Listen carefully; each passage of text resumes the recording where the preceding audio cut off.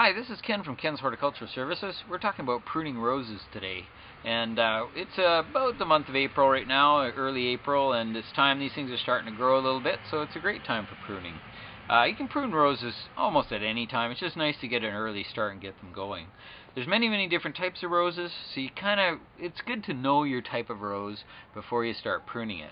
I'll show you just a general technique of pruning roses today, and you can do all your roses this way, but I prefer to actually know the name of the rose, know what type it is, and prune it according to that type of rose.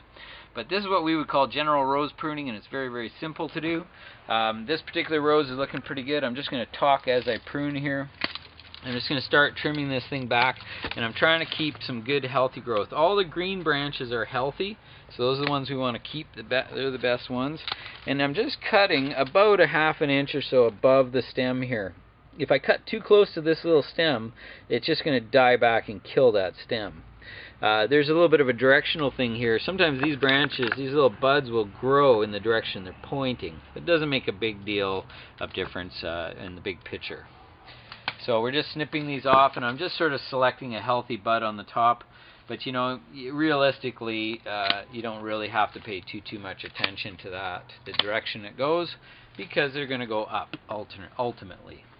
So here we see at the same time as we're going around our roses, we can see there's a little bit of grass in here. We want to clean that up and get rid of that. And also dead wood. Anytime you see dead wood in a rose, you want to get rid of that. It should be all cut out. These are very sharp pruners, but they might not be sharp enough for some of this stuff.